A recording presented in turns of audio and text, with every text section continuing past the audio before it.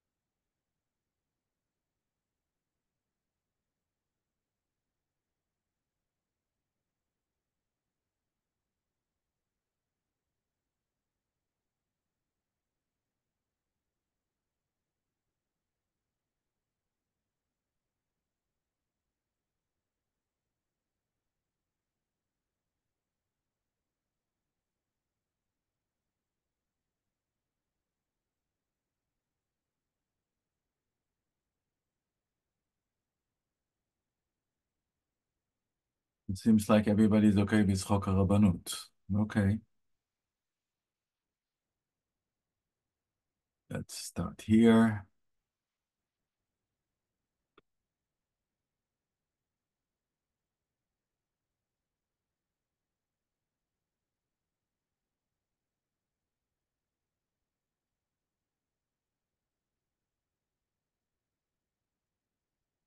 I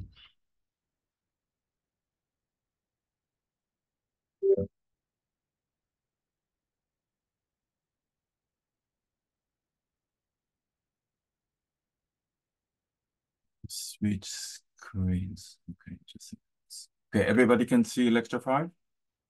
Yes, okay. All right, let's start. So again, following our theme for this semester, this is a paper published in Nature just a few days ago. Look at the title. Biomed retractions have quadrupled in 20 years. Why? So if you're interested, go ahead and read it. But following replication crisis, unethical scientific behavior, many other problems that we are experiencing, this is quite shocking. So the number of retracted papers in biomedicine is 4 times higher than 20 years ago. This is just indication of,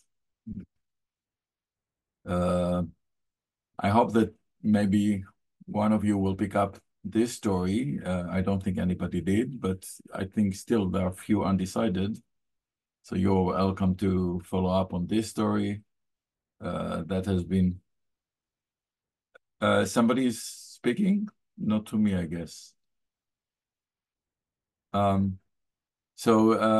New probe finds misconduct by star botanist. He actually made a lot of money for food supplements.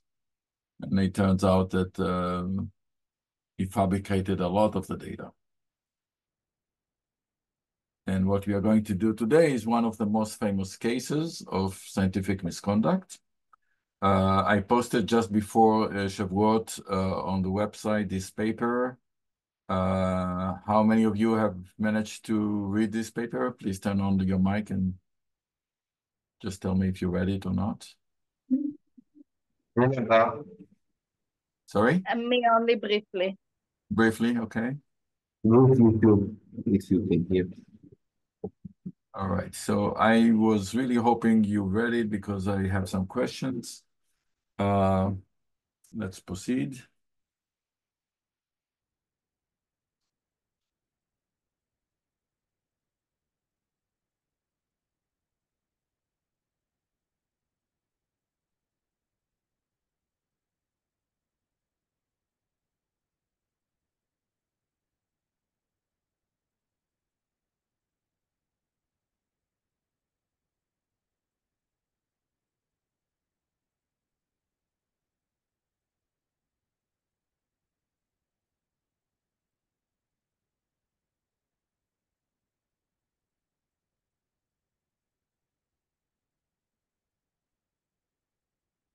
Anybody can answer?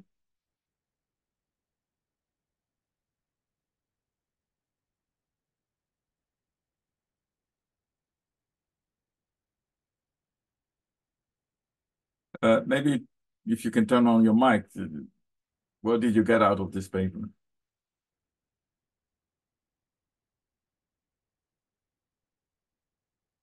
After a read of it, I didn't really understand what the problem was that they were trying to solve, more they were just doing what they were doing. Yeah, what were they doing? And the gates for the molecule, I think. Well, they were basically trying to build electronics out of organic molecules, right? Okay. Is the introduction satisfactory? Do they give the background? I guess we can give up Menti because most of you did not read the paper, but whoever can, turn on the mic. Do you think that the paper is written well? The introduction is okay? Is that context given? Yeah, I think it does.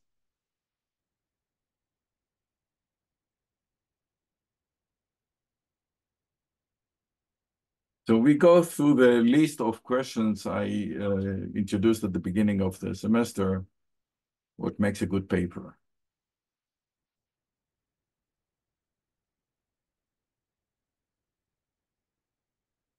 Yeah, it's really hard to run this without your participation. That's short. Yes, So I think that, go ahead. again, I'll say that's where I had trouble. Like I got what they were doing. I didn't really understand what their process, what were they Well, going the for. hypothesis is basically that they can build a transistor from molecules. The whole field is called molecular electronics. It was a huge, big promise at the beginning of the century, and this is the background.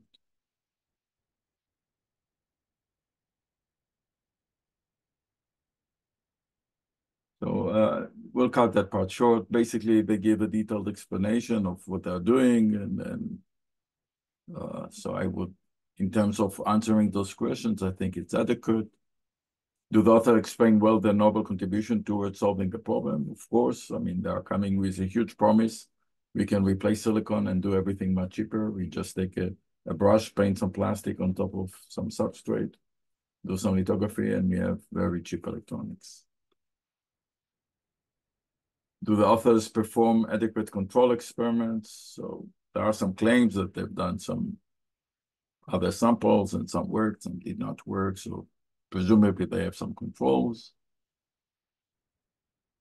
What was learned, sure. And, again, moving the field forward, we now can build, very cheap electronics.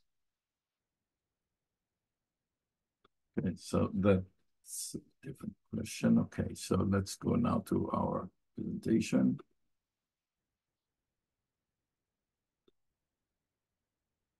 All right, so do the authors state the problem clearly? Yes, no previous three-terminal SAM device. SAM is a self-assembly monolayer, so they have molecules assembled on gold surface. Nobody had demonstrated three-terminal device before them. They do give some historical background. They test for gain in three-terminal devices, and they claim that they see gain. Enough detail for 6 organic molecules. So basically, they claim that they have screened 6 different types of molecules, and they make devices out of all of them. So basically, there are some controls. Similar behavior has been observed for many devices giving statistical relevance for this data, but there is no error bar, no statistical analysis. So this part, I think, is not adequate.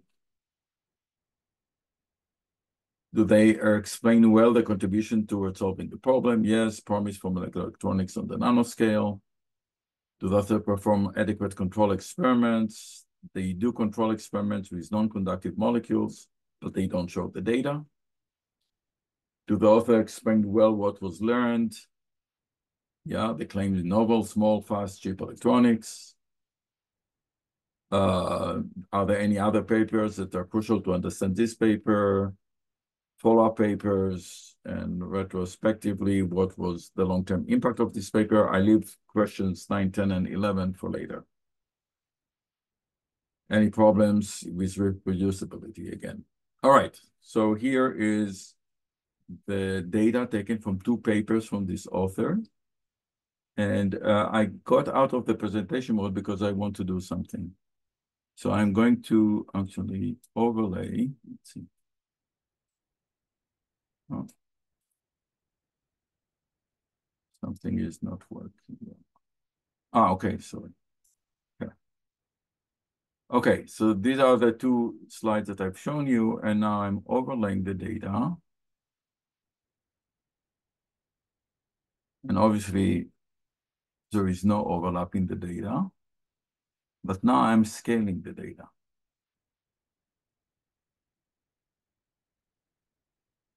Not doing it very well.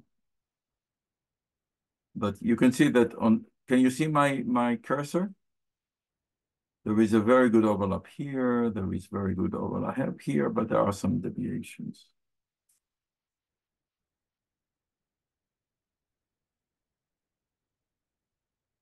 That looks better. Here at the beginning, few data points look different. And here are more data from the same author. Do they look similar to you? So the 3 different measurements done on different devices, many different things. And let's look at this.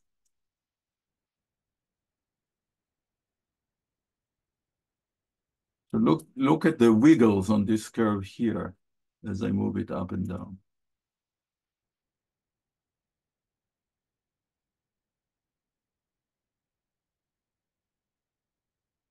Look at this curve here on top, except for this area here.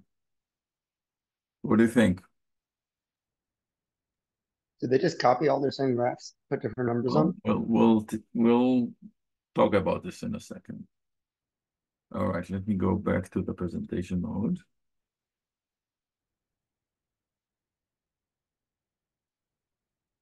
Okay, and here again, 2 graphs from 2 different papers were, no, actually, I think that's from the same paper. Look at the wiggles here on top and here. Presumably, those are different experiments. Okay, so what we are going to discuss today is what is called the Sean scandal. And this is, to my taste, probably the most spectacular scientific misconduct ever, although there are few coming very close. And most recently, there is one about room temperature superconductivity from Dias, I think, which worth, again, if somebody wants to pick it up and talk about this, that would be very good. So this is an example for scientific misconduct. And I'm going to give you a historical overview of what happened. I think that you will be impressed with the story. We are following mostly testimony of a contemporary postdoc in Bell Labs at that time. And we'll go through all the steps. All right, so first, rise to prominence. By the way, there is a lot of references, books, movies, a lot of things about this story. I'm going to stick to Douglas Natelson's recollection. He was a postdoc in Bell Labs at the time when Sean was there. And he accounts for the state of AT&T Bell Laboratories, or later on, the name was changed to Lucent. That's at the late 90s, early 2000s. I can testify I was there myself about 10 years earlier. I did my postdoc at AT&T Bell Labs from 89 to 90. It was an amazing place. That's the reason when I finished my degree at the Technion, I wanted to go to the Mecca of solid-state physics that was there. And indeed, when I was there, it was a fantastic, I was there only for 1 year, but it was do better work in solid-state physics than Bell Labs. This is where the transistor was invented. This is where the solid-state laser was invented, optical fibers, optical communication, you name it, all the way to the infrared background variation of the Big Bang. This was all done in Bell Labs, and it was really a place that everybody wanted to go to. And if you did a successful postdoc, you would be offered a member of technical staff position. Becoming an MTS at Bell Labs was, you know, the highlight of a scientific career, because you could work for several years, no teaching, no tenure track. If you made it, if you published good papers, you would be hired to universities as a full professor, bypassing the tenure track. So it was really a place that everybody wanted to go. So we are going to talk about the structure and the culture in Bell Labs, a life of a postdoc, or later on a member of technical staff, the great successes. And he basically was down the corridor from where Hendrik Schon was working. He met him, and he even played soccer with him. I first met Hendrik Schon a couple of months into my postdoc. Schon had become to Bell Labs as a postdoc a few months before me, and was working with Bertram Batlog, who was also the head of material physics department. When I met Schon, he was a quiet, nice guy who I would say hi to in the hall, working in a lab downstairs from Willett Lab, down and across the hall from a communal printer room. He was of medium height with sandy, curly hair. And at the time I knew was that he was one of the group of people who would play soccer for Sundays. So he was a very nice, very friendly guy, played. Batlog was a very respected scientist, an Austrian with a graduate degree from RTH in Switzerland. RTH is one of the top institutions there. Batlog had done work on a whole variety of strongly correlated materials. Bear in mind that there was a fierce competition, secretive streak of many who came to up scientifically through high TC craze. So this is just few years after high TC superconductivity was discovered. The potential stakes were enormous. If someone could discover a very high temperature superconductor with useful properties, you know, everybody was racing to get there, even today. As time went on, it was an open secret that now that his kids were out of school, Batlog was looking to move back to Europe, and had been working on securing a senior position at ETH Zurich. As a result, he was traveling quite a bit and was less of visible presence. And somewhere in there, I'm pretty sure the department leadership was reorganized in advance of his planned departure. The materials in question were waxy and brittle, and making good contact between metal electrodes and these molecular systems was a bit of a black art. Anyway, data appeared, papers began to be submitted by Schon and company and appearing in print. So basically, as we said, he's basically using molecules instead of solid-state semiconductors to build junctions, to build heterostructures, to build devices and make contacts with these devices. And many groups were involved in this at the beginning. And one of the issues was, of course, to make good contacts. Getting a paper out of Bell Labs was supposed to be more difficult than in university. Draft papers were then sent to someone else in the division, not directly connected with the work. I can testify for myself. I've experienced this. When you had a manuscript draft, it would go under internal review first within Bell Labs before it was submitted to a journal and sent to peer review outside. So Bell Labs was very strict. First of all, obviously for intellectual property reasons, you had to file everything first. They would decide if they want to issue a patent or not.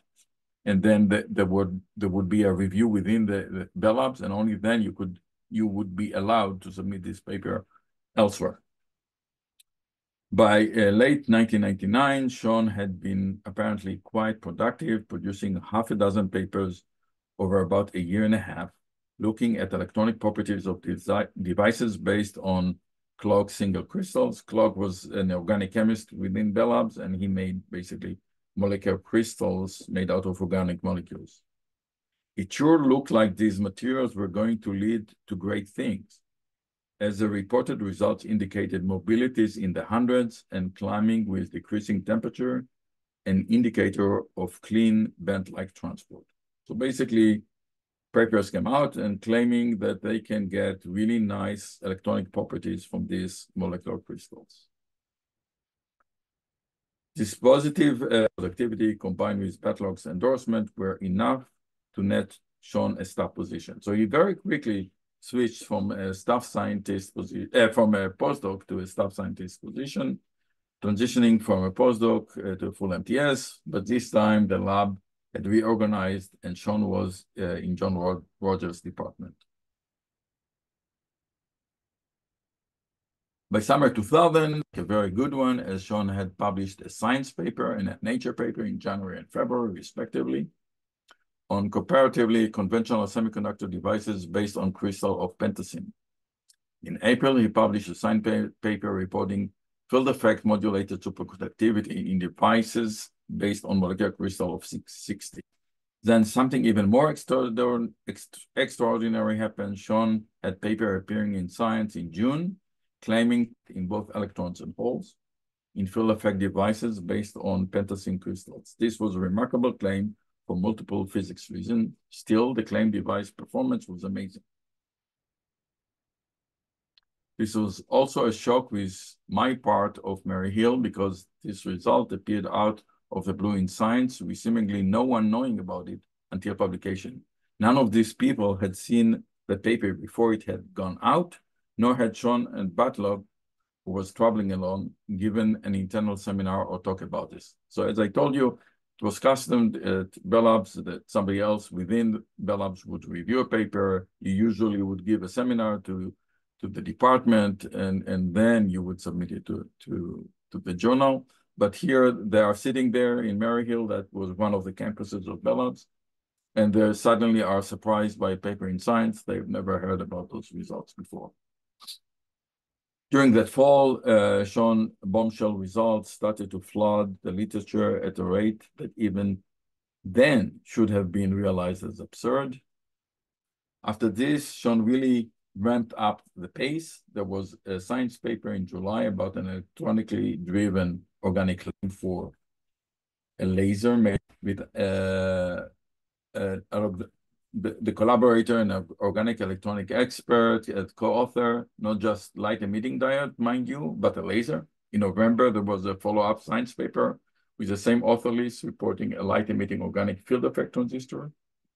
November claimed that with electrons, again, a crazy high charge density, C60 would superconduct with a transition temperature as high as. This doesn't even count the additional 8 papers that year in journals like Advanced Materials, Applied Physics Letters, and Synthetic Metals.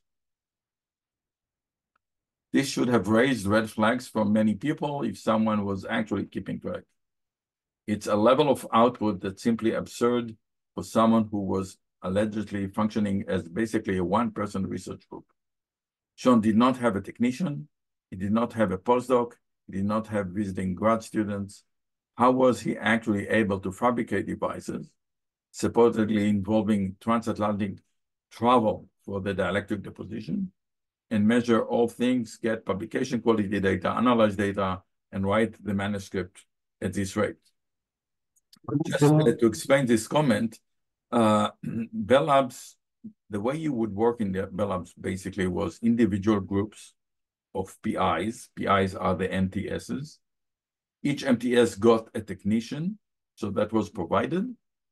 And basically, you could collaborate with other MTSs, but your lab was you and your technician. That was how it was set up.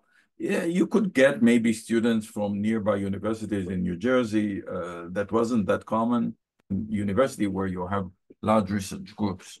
You would do things by yourself, so it wasn't too suspicious, but he did not have it. He did everything alone and published those papers. There was a question? Yeah. Sorry, you are muffled. I cannot hear you well.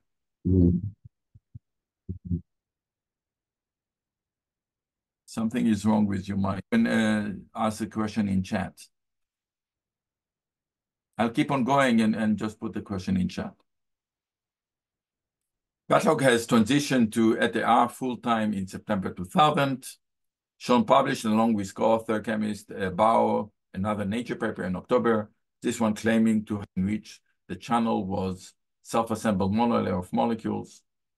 This was followed up by a science paper in December, this one claiming that by substituting molecules into the monolayer, it was possible to discern field effect transfer through individual substitution molecules. So basically, here there is a claim for doping the conductive material. When I saw this paper, I pretty much could not believe what I was reading.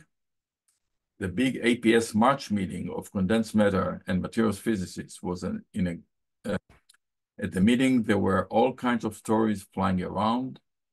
That Sean and Backlog had been nominated for the Nobel Prize.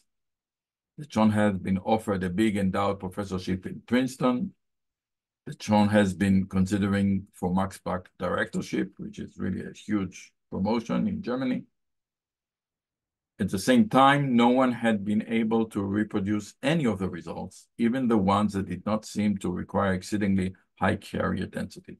So people started to see those papers. Everybody was very excited about this, the promise of cheap plastic electronics. So many groups tried to reproduce this data without success. The claim was that they are somehow able to make higher mobility than anybody else, their devices. For this, basically, Sean claimed that he got the molecules from Bell Labs. He had to make special dielectric coating. He went to Germany for this. And this is how he got these very high mobilities that nobody else was able to reproduce. Sean, however, claims spectacular on-off behavior far beyond anything achieved thus far with organic materials. His measurement in most cases confirmed various theoretical predictions. The findings were published in prominent scientific publications, including the Journals of Science and Nature, and gained worldwide attention. No research group anywhere in the world succeeded in reproducing the results claimed by Sean. In 2001, he was listed as an author on an average of one newly published research paper every 8 days. This is him by himself, he's no technician, writing papers every 8 days. Can you imagine? In that year, he announced in Nature that he had produced a transistor on the molecular scale.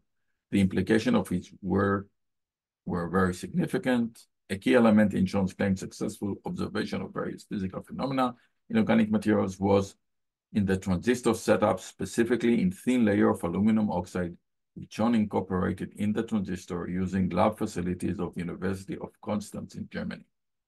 So basically, he claimed that he sent his half-done devices to Constance, or he took himself through there, got some very specific, unique deposition, coming back, doing the measurements, publishing papers.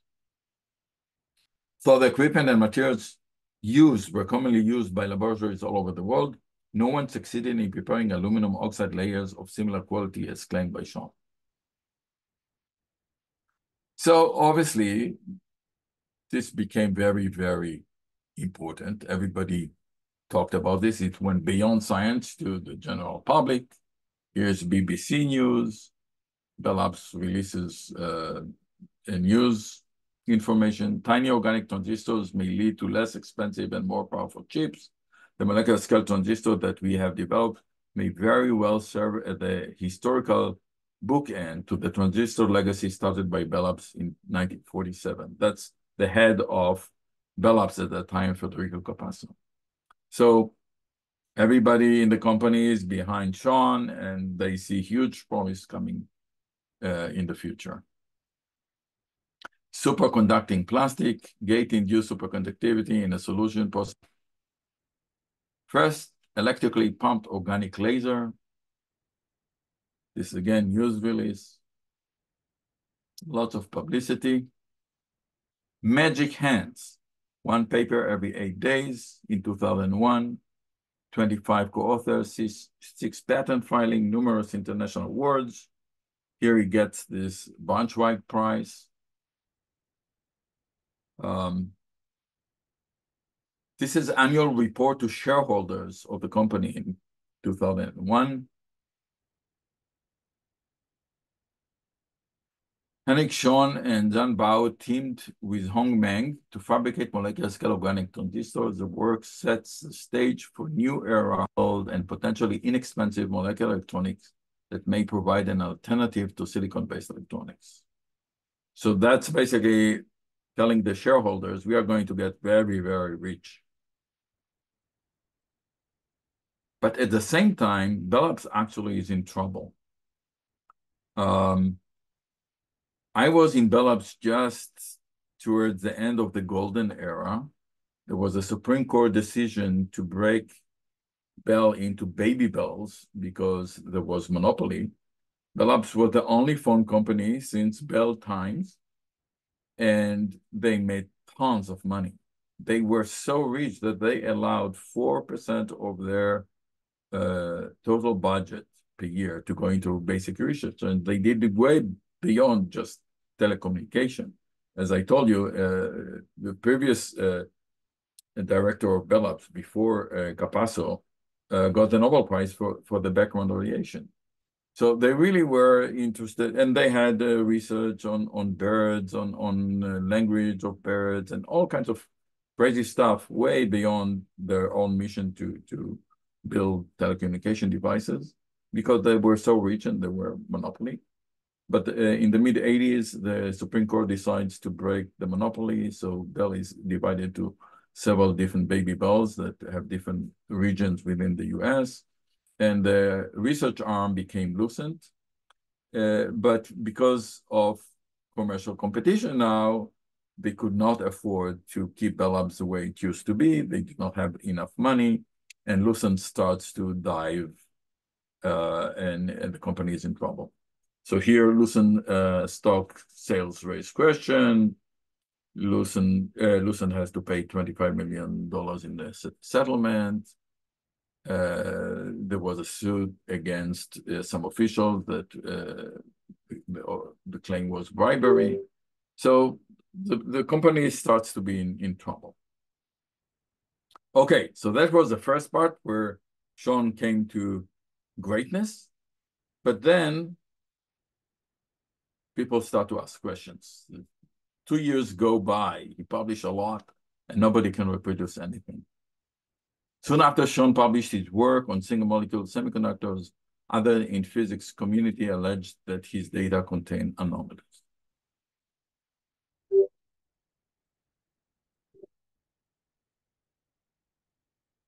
Julia Zhu and Lin Lu originally noticed issues with Sean's paper describing the assembly of molecular transistors while attempting to patent research on lithography, realizing by accident that Sean had duplicated figures. So these two guys basically wanted to write a patent on lithography. They had some development.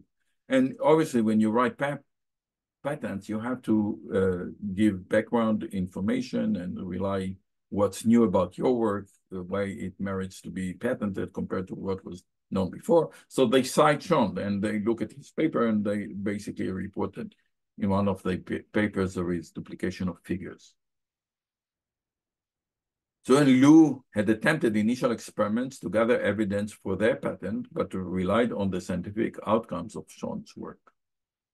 It was not until April 19, 2002, when Liu and Zhu were meeting with their patent lawyer, John McCabe, that they noticed the duplicated data. Lydia Sean, she was a professor of physics in Princeton University, noticed that 2 experiments carried out at very different temperatures had identical noise. When the editors of Nature pointed this out to Sean, he claimed to have accidentally submitted the same graph twice. Paul McEwen of Cornell University then found the same noise in the paper describing a third experiment. And Lydia Son worked together on this. And this is exactly the time when I was moving from Berkeley to Los Angeles, and Paul was moving from Berkeley to Cornell.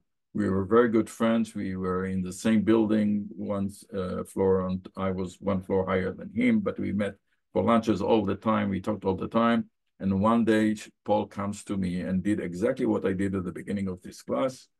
At that time, we did not have PowerPoint. We had Xerox machines. So what he did was to take Xerox on a transparency. At that time, we had a machine that you can actually change the magnification, so you could make the transparency any size you want.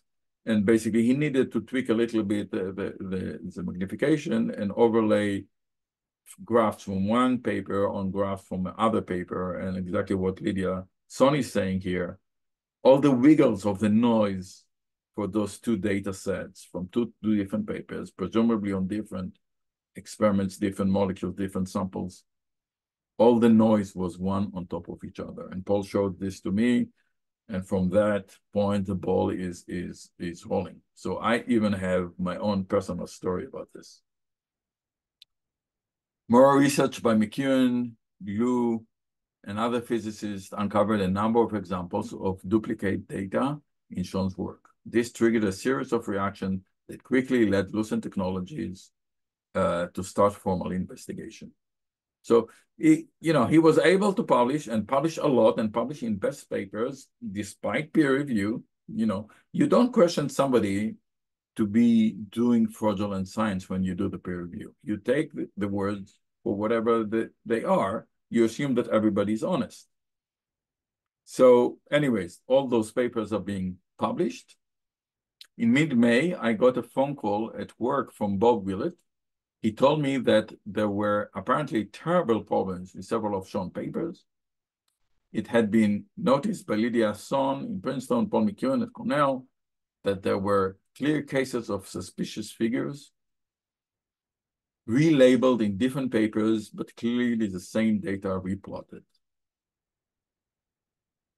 To say I was shocked was an understatement, but once you actually look at the figures side by side, there is no doubt that there was no doubt that there were problems. I found a few more that hadn't been pointed out yet once I started looking, and forwarded those to Don Monroe, who was serving on the hastily convened investigative panel that Bell Labs pulled together.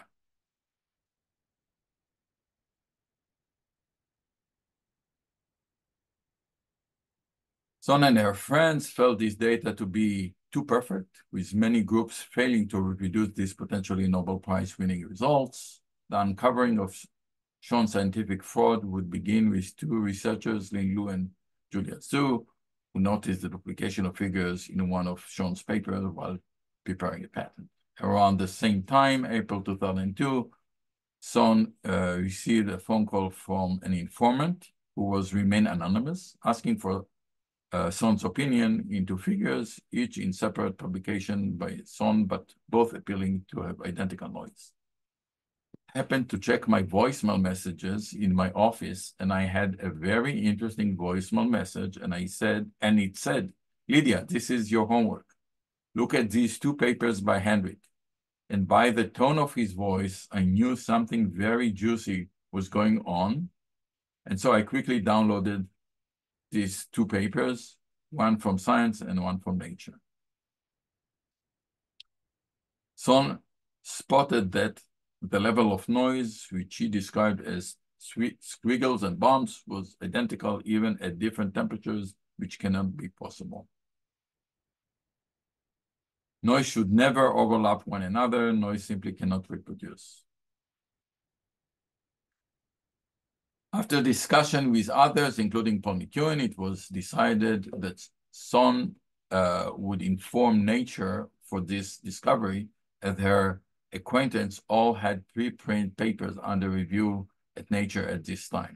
So basically, the guys who started the investigation, all the scientists, felt uncomfortable to go to Nature and complain about Sean's papers because they have their own papers under review.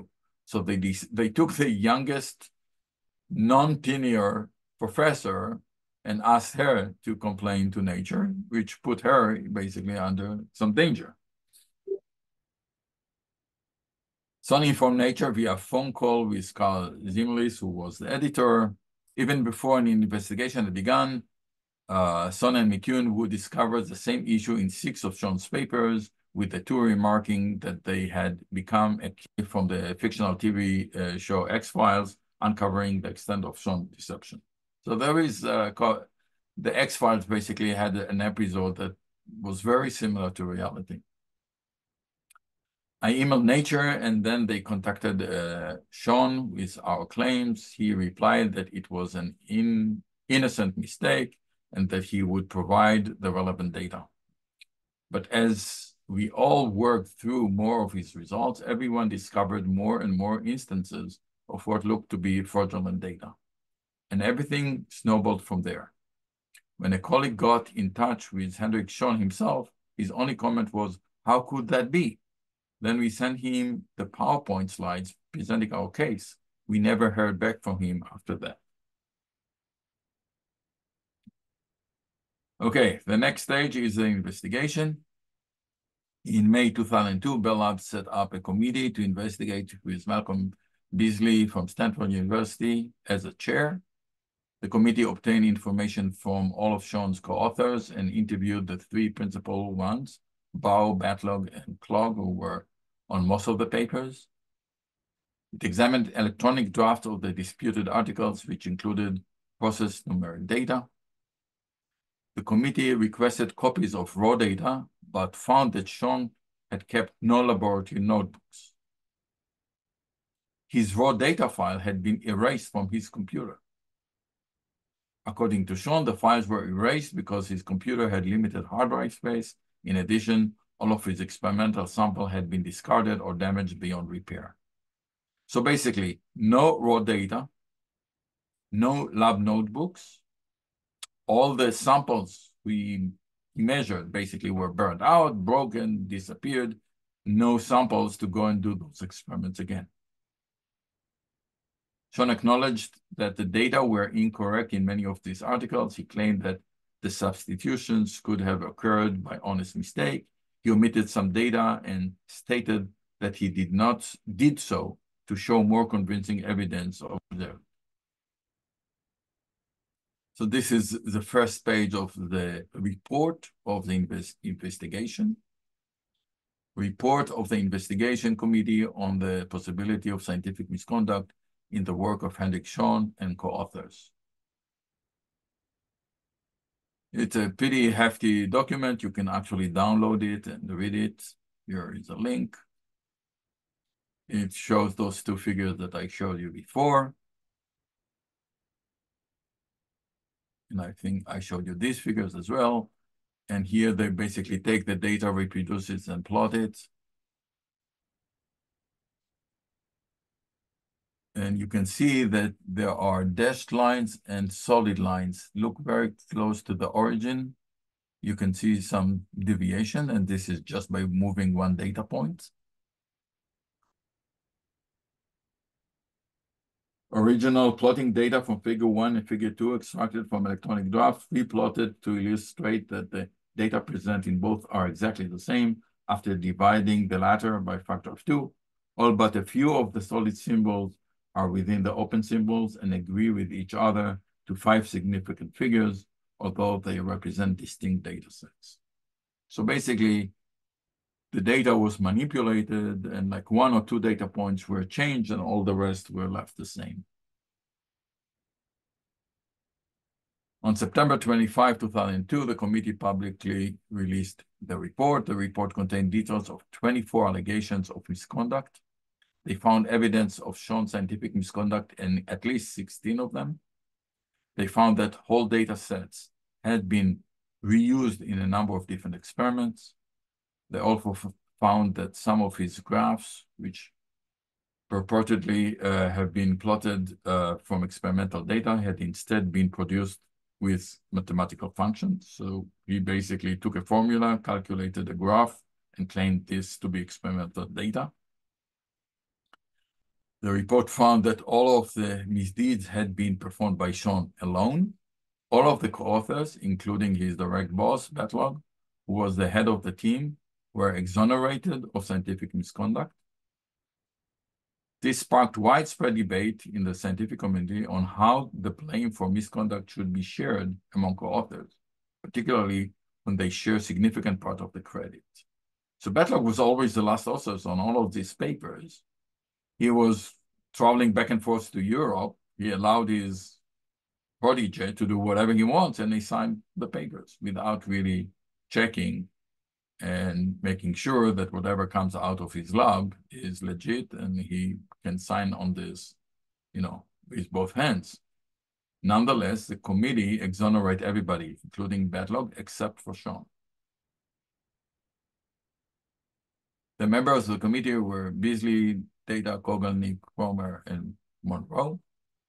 From executive summary, this final allegation can be grounded into three cases: substitution of data, substitution of whole figures, single curves, and partial curves in different or the same paper to represent different materials, devices, or conditions, and beyond that, expected in a real experiment or requiring unreasonable statistical probability. Data produced from mathematical formula. Result that contradict known physics, behavior inconsistent with stated device parameters, and prevailing physical and best possible misrepresentation of data. The committee's main finding and conclusion can be summarized as follows. By all accounts, Henrik Schön is a hardworking and productive scientist. It valued the work he and his co-authors report would represent a remarkable number of major breakthroughs in condensed matter physics and solid-state devices. Except for the provision of starting materials by others, all device fabrication, physical measurements, and data processing in the work in question were carried out with minor exceptions. Henrik Schön alone, with no participation by any co-author and other colleagues. None of the most significant physical results was witnessed by any co-author or other colleagues. So basically, the role of the co-authors, samples, that's it. They are not involved in any of the other parts, including writing the papers. Proper laboratory records were not systematically maintained by Henrik Schön in the course of the work in question. In addition, virtually all primary raw electronic data files were deleted by Henrik Schön, reportedly because of the old computer available to him lacked sufficient memory. No working devices which one might confirm claimed results are presently available, having been damaged in measurements, damaged in transit, or simply discarded. Finally, pre-processing equipment no longer produces the unparalleled results that enable many of the key experiments. Hence, it is not possible to confirm or refute directly the validity of the claims in the work in question. So basically, even the evaporators that were presumably used to make those unique samples could not make the same quality sample anymore. The most serious allegations regarding the work in question relate to possible manipulation and misrepresentation of data. These allegations speak directly to the question of scientific misconduct.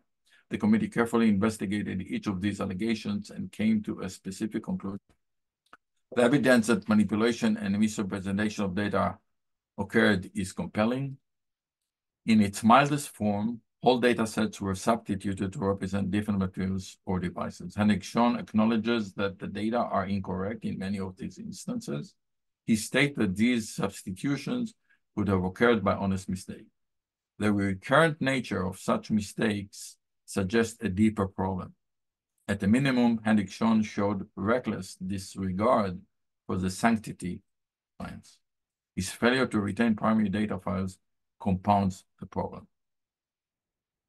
More troublesome are the substitution of single curves or even parts of single curves in multiple figures representing different materials or devices, and the use of mathematical functions to represent real data. Hennig-Schon acknowledges these practices in many instances, but states that they were done to achieve a more convincing representation of behavior that was nonetheless observed. Such practices are completely unacceptable and represent scientific misconduct. One of the most troublesome cases in that of superconductivity in polythiophene. Here, identical curves appear multiple times in whole or in part in a single figure. Hennig-Schon acknowledges that these data are not valid, but it cannot explain how they arose. In the view of the committee, it is not possible that this set of curves represent real data, and therefore this is a clear, unambiguous case of scientific misconduct. In the end, the committee concludes that of the 24 final allegations examined, Hennig-Schon committed scientific misconduct in 16, some of which were interrelated. Of the remaining 8, 2 were judged to have no clear relationship to publications, while 6 were troubling but did not provide compelling evidence of scientific misconduct. The committee finds all co-authors of Hennig-Schon in the work in question completely cleared of scientific misconduct. The committee also finds no evidence that the laboratory practices of any co-authors of Hennig-Schon in the work in question are outside the accepted practice of their fields. In addition to addressing the question of scientific misconduct, the committee also addresses the question whether the co-authors of Hennig-Schon exercised appropriate professional responsibility in ensuring the validity of data and physical claims in the paper in question. By virtue of their co-authorship, they implicitly endorse the validity of the work. There is no implication here of scientific misconduct. The issue is one of professional responsibility. The committee found this to be an extremely difficult issue, which the scientific community has not considered carefully. Therefore, no clear, widely accepted standards of behavior exist. In order to proceed, the committee adopted, for working purposes, a minimal set of principles that it feels should be honored in collaborative research. Its core, the question of professional responsibility involved a balance between the trust necessary in any collaborative research and the responsibility all researchers bear for the veracity of the results with which they are associated. The committee does not endorse the view that each co-author is responsible for the entirety of the collaborative endeavor. The relative responsibility of researchers with very different expertise, seniority, and levels of participation must be considered. So basically, when the report is finished, the committee basically blames Schon to be responsible for all the misconduct. And this last paragraph really talks about Batlog, the senior author on the paper. And they say, we cannot handle this dilemma because there are no guidelines and we don't know what to do. But this basically is the start of what we are experiencing today. Nowadays, when you submit a paper, everybody needs to write what his contribution is. And there are many, many other issues. So we'll follow in a second and see what happened after the committee released the report. But I want to stop here for a second and ask if there are any comments, questions so far.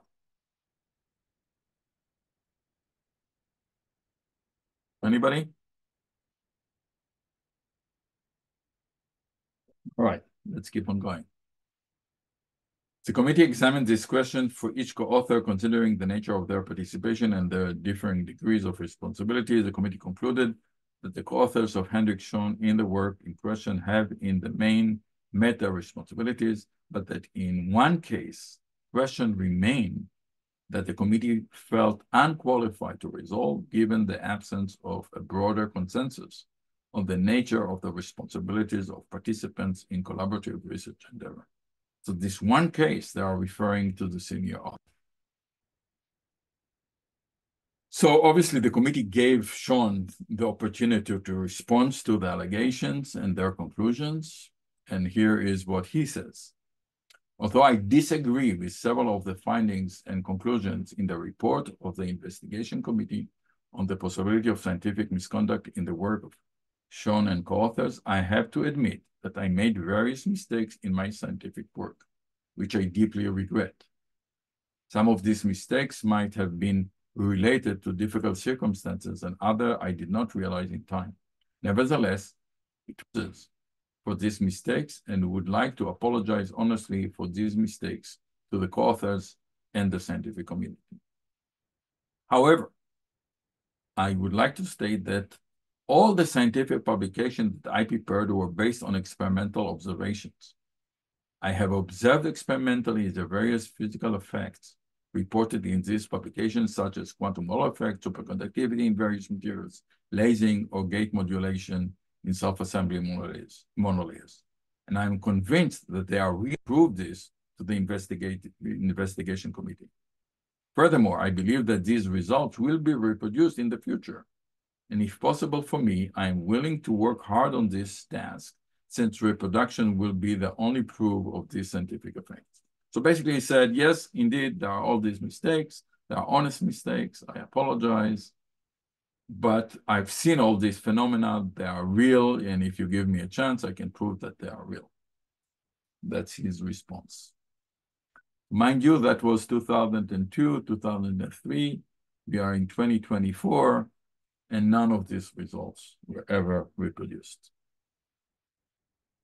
Based on experimental observation, I tried to communicate the science that described the experimental findings and that I was convinced of. Although I have made mistakes, I never wanted to mislead anybody or to misuse anybody's trust. I realize that there is a lack of credibility in light of these mistakes. Nevertheless, I truly believe that the reported scientific effects are real, exciting, and worth working for. So that's becoming public knowledge. The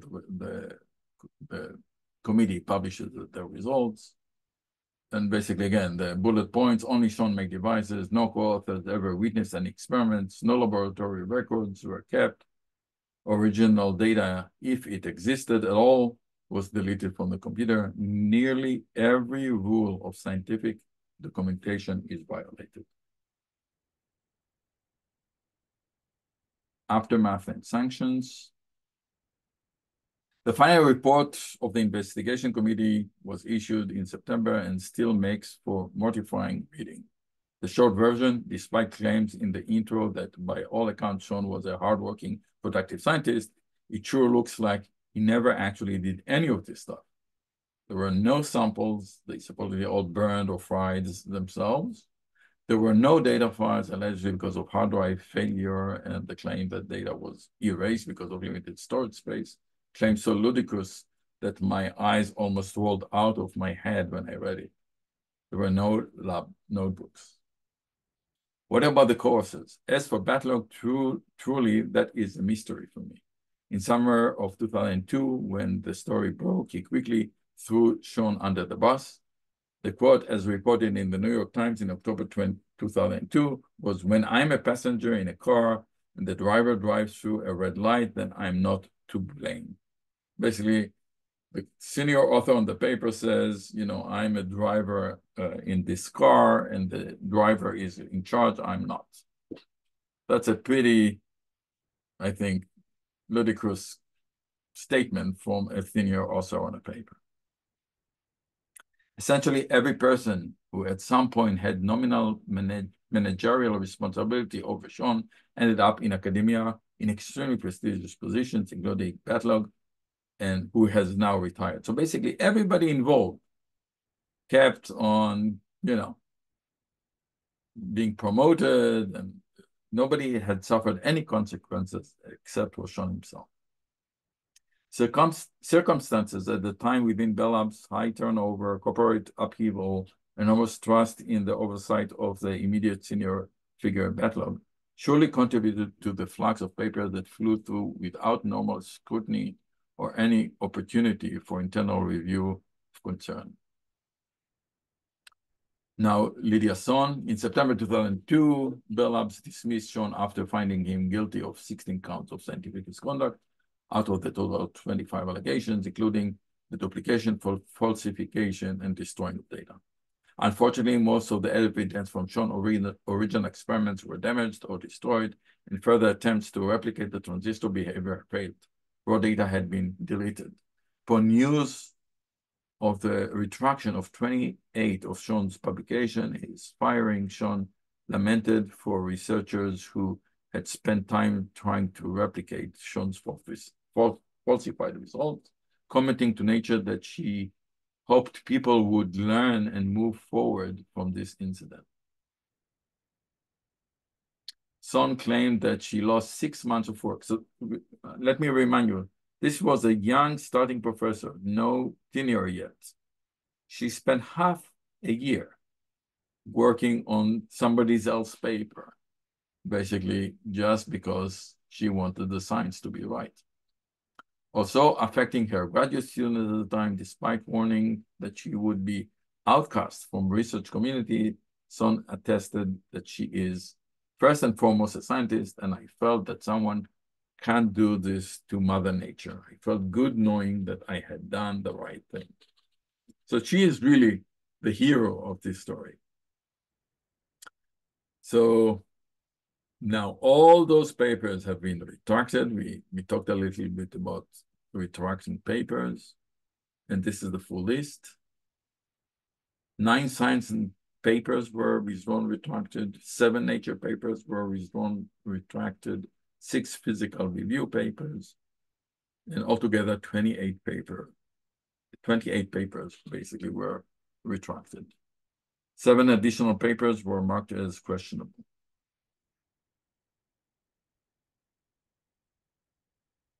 Researchers at Delft University of Technology and the Thomas J. Watson Research Center, IBM, have since performed experiments similar to Sean without achieving similar results. Even before the allegation had become public, several research groups had tried to reproduce most of his spectacular results in the field of the physics of organic molecular materials without success. Sean returned to Germany and took a job in an engineering firm. In June 2004, the University of Constance issued a press release stating that Sean's doctoral degree had been revoked due to dishonorable conduct. Department of Physics spokesman Wolfgang Dietrich called the affair the biggest fraud in physics in the last 50 years and said that the credibility of science had been brought into disrepute. So basically, the university that gave him his PhD pulls back his degree and claims he cannot be called a doctor anymore. Sean appealed the ruling, but on October 28, 2009, it was upheld by the university. So basically, he appealed the decision of the university to take the doctoral degree from him. That was first an internal process within the university. The university upheld their decision. In response, Sean sued the university and appeared in court to testify in September 23, 2010. The court overturned the university decision on September 27, 2010. However, in November 2010, the university moved to appeal the court's ruling. The state court ruled in September 2011 that the university was correct in revoking his doctorate. The Federal Administrative Court upheld the state court decision in 2013, and the Federal Constitutional Court confirmed it in September 2014. So basically, once they took away his degree, he appealed, he went to the court. There were several different levels. It got all the way to the Federal Constitutional Court, and eventually his degree was revoked. In October 2004, the DFG, this is the equivalent of the US NSF, Joint Committee announced sanctions against him. The former DFG postdoctorate fellow was deprived of his active right to vote for DFG elections or serve on DFG committees for an 8-year period. During that period, Sean was also unable to serve as a peer review or apply to DFG funds. So that's the story, and the story is probably one of the biggest fraud in science ever. It made it to a book. This is the name of the book, Plastic Fantastic: How the Biggest Fraud in Physics Shook the Scientific World. Highly regarded science journalist Eugene Samuel Reich recounts the case of wonderkid physicist Jan Hendrik Sean who faked the discovery of new superconductor at the world-famous Bell laboratories. Many of the world's top scientists, journals, supported Sean only to learn that they were the victims of the biggest fraud in science. What drove Sean, by all accounts, a mild-mannered, modest, and obliging young man, to tell such outrageous lies? Mike dives into the riveting world of science to examine how fraud perpetuates itself today. Sean's rise and fall will be an essential and fascinating account of the missteps of the scientific community for years to come. And indeed, this is a turning point, and we'll talk about this in a second. So as much as he got a lot of publicity when all of his results were published, obviously he got a lot of publicity when the fallout was playing out. The Dark Secrets of Finding Sean, BBC documentary, the Science Channel, so you can actually download this from YouTube. There is a whole BBC special. And the question, of course, is who is at fault? Obviously, Sean is at fault, but what about the co-workers? What about the managers? What about the journals and the peer review system? What about the community? Initially, they got his results very excitedly. The scandal provoked discussion in the scientific community about the degree of responsibility of co-authors and reviewers of scientific articles. The debate centered on whether peer review, traditionally designed to find errors and determine the relevance and originality of articles, should also be required to detect deliberate fraud. What is the responsibility of co-authors? What is the responsibility of the mentor? What is the responsibility of the reviewers? Those are all valid questions. Following the scandal, the American Physical Society issued new rules stating the co-authors should be accountable for important data in papers they sign off. And says that we have been witnessing over the past 2 decades, where basically rules are being made by various scientific societies, by journals. Now you are required to do way more in terms of raw data, sharing your codes, listing all the co-authors' responsibilities and their contribution. And this is all fallout of what happened with the story of Sean. So this is guidelines from APS that they published this immediately after the committee report. There is a whole book that was written following as what basically is the right conduct for scientists. You can download this from the National Academy of Science. And basically, the main conclusion, researchers have an obligation to honor the trust that their colleagues place in them. Researchers have an obligation to themselves. Researchers have the obligation to act in ways that serve the public. And all of these were violated in this story. And the question I want each one of you to ask is, how do you make sure it doesn't you? I mean, I can tell you, I've mentored over 30 PhD students, much more, almost 50. And over 80 undergrad students who did research in the lab, and you cannot go and check every single thing for every single student and basically check the raw data and go yourself through the analysis and so on. You have to trust. Scientific collaboration always requires trust. How do you make sure that student is so motivated to graduate and have impact and get a better postdoc position and so on, is not falsifying data? It's a huge responsibility as PI, and I think a lot has to do with trust, a lot has to do with the culture in the group, but those things can happen, and we'll talk in a second about this. What drives people to do what Sean did? Yeah, everybody is very ambitious. Scientists are basically egomaniacs. They want to all other scientists to think that they're very smart. That's basically the main drive for the scientific endeavor.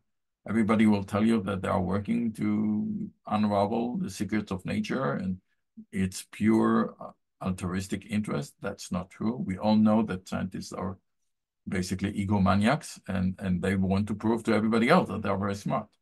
That's a very primitive need for the human, for Homo sapiens, basically, to prove that they are smart. And I think that's what drives more scientists. But Sean obviously went over the border here and how to make sure that this doesn't happen to me, to you, to your colleagues. Anybody who is interested in the story, there are lots of references. This is really one of the biggest cases of fraud in science. You can find the whole story in Wikipedia. I used a lot of that material from Wikipedia. Lydia Son has her memory published. We used a lot of Natelson's recollection, and this is a reference for this.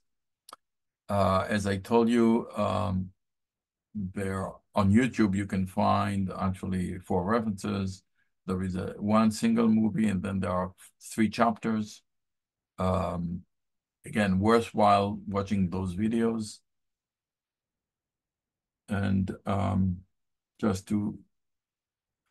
we'll stop here for a second, and then I'll take another 5 to 10 minutes to go on another topic. Anybody wants to say anything? Have you heard about this story before? Yeah, I heard about it, but not the details. The co-authors that you said that all of them got promoted, was it based on these high places of publications, or they have their own work? Sorry, I didn't understand the question. You're talking about the collaborators. Yeah. What You is it? said they all like got very great. Yeah, I mean, promoted and stuff. none of the collaborators suffered any consequences. So they had fantastic careers. I'm asking the opposite, like make these publications that they are signed on and they're at really good places, Nature, Science, did it help their career? Or they have their own work? I think they went on, so they published their own work after, and the fact that they were on papers with Sean did not impede their careers in any way.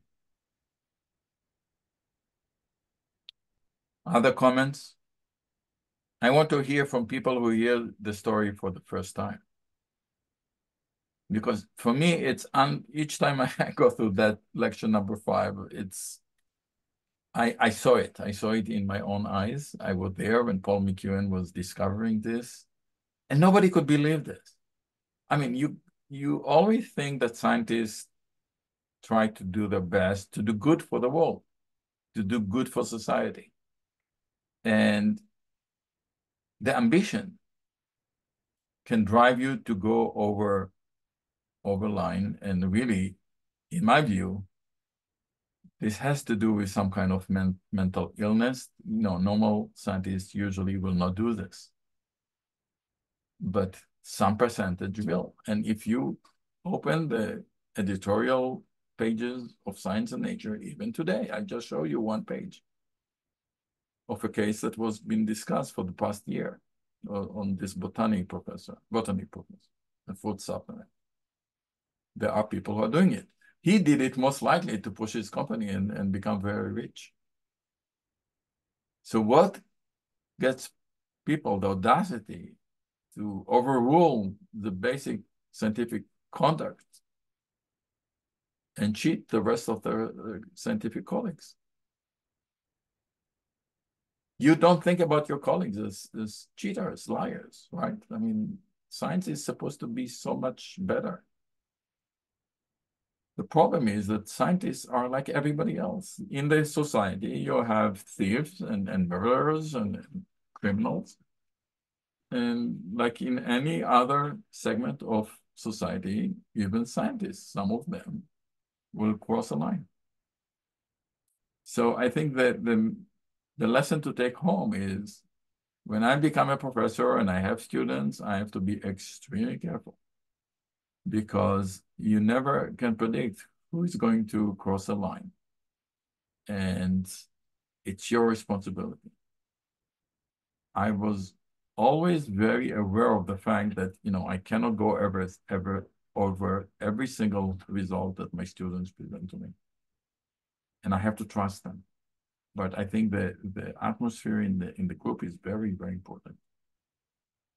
And the level of criticism and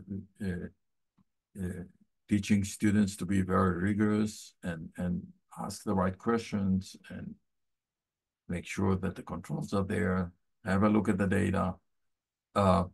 You do not want to get surprises by your students or by your collaborators. And still happens today. Any other thoughts? Okay, if not, let's finish. I'm going to go quickly through another case, and starting next week, you guys are presenting.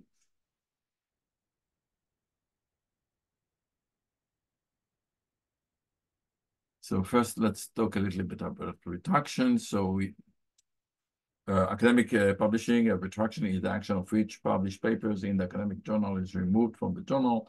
Online journals typically remove the retracted articles for online access. Obviously, in old days, when papers were retracted, it was much more difficult because the print was there. So you would publish a retraction, but you could still go to the library and find the paper.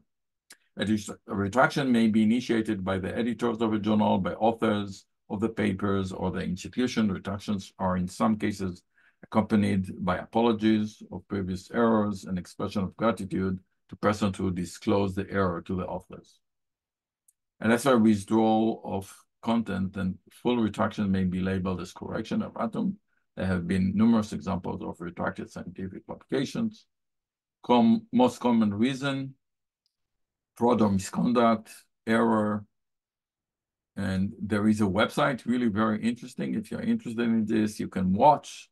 This is an online website that alerts for retractions. And here is a case of retraction. So in 2018, these guys get the Nobel Prize in chemistry. Frances Arnold, I know her personally. She's next door in Caltech. She got the Nobel Prize for directed evolution of enzymes. And here is a paper. Site-selective enzymatic CH amidation for synthesis of diverse lactams. This is a paper published in Science in May 2019. Recall, she got the Nobel Prize in October 2018. And here is a retraction. A retraction is in January 2020. After publication of the report, Site-selective enzymatic CH amidation for synthesis of diverse lactams, effort to reproduce the work showed that the enzymes do not catalyze a reaction with the activities and selectivities claimed. Careful examination of the first author lab notebooks then revealed missing contemporaneous entries and raw data for key experiments. The authors are therefore retracting the paper.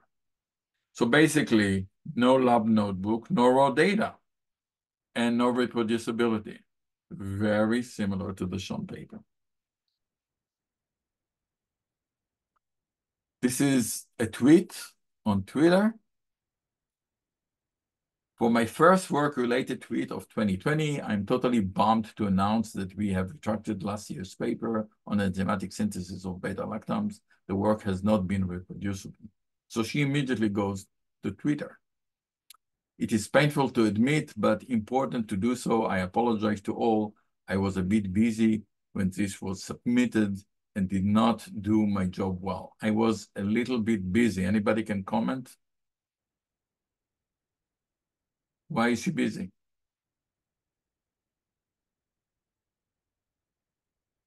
So I gave you the dates.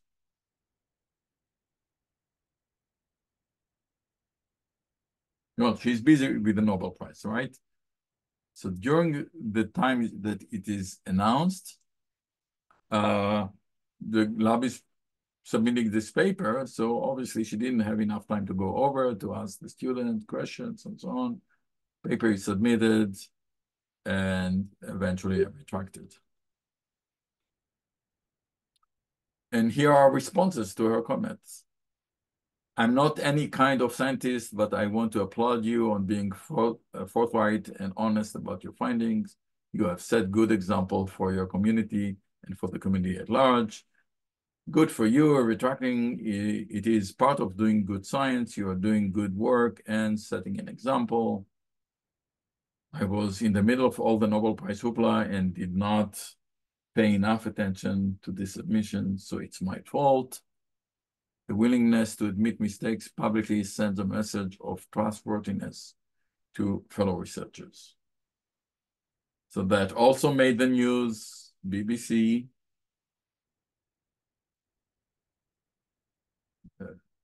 Forbes. So why is this case different? It's the same thing that Sean had shown. Results are not reproducible, no lab notebooks, no raw data.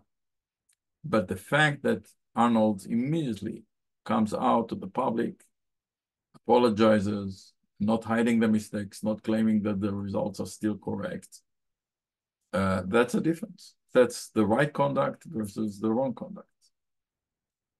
So that's what I had to say for today. Let me unshare. Any other comments, questions, requests?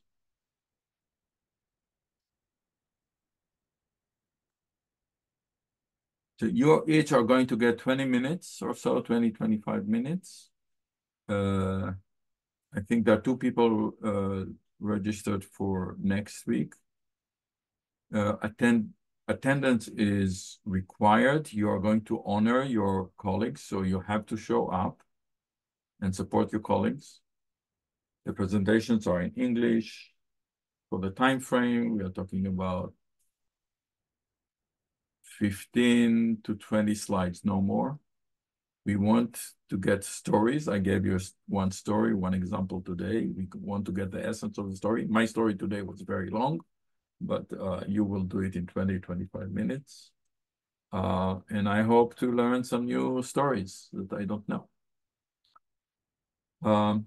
Any thoughts about Sean or Arnold? How do you make sure it doesn't happen to you?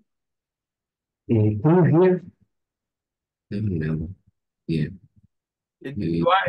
Am I the only one to have problems not hearing Daniel well? Everybody, yeah, something is wrong with your mic or audio settings.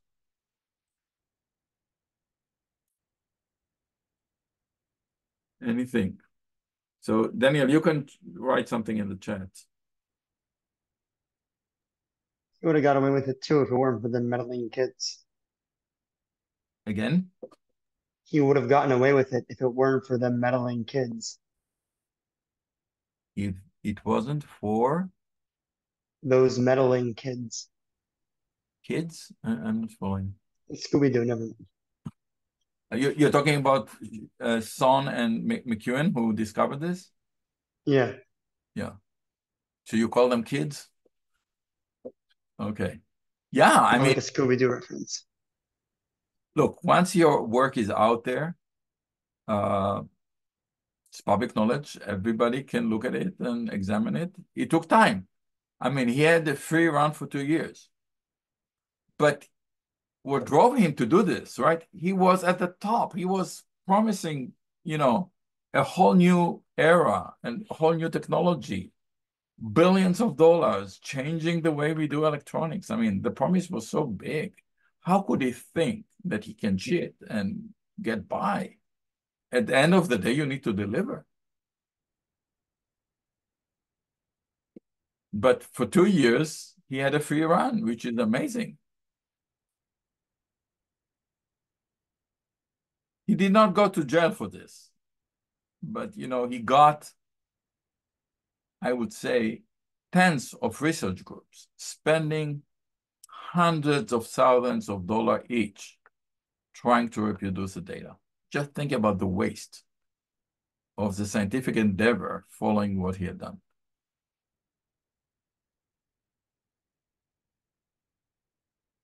And it just happened recently again with this guy, the Indian guy from Rochester or whatever, with some on the same topic, ridiculous claims about high TC.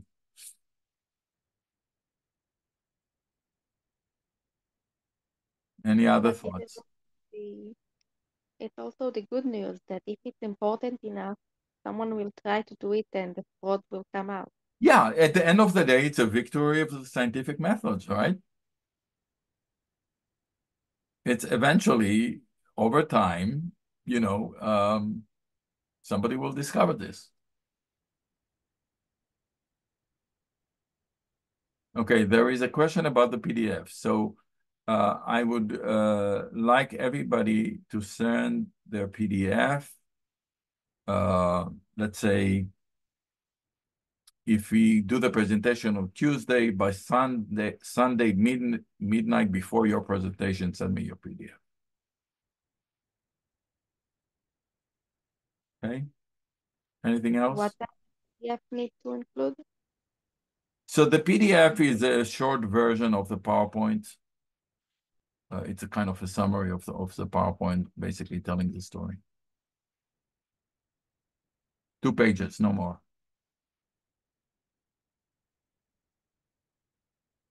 Was this story useful? Yes. It's spectacular. It's pretty amazing.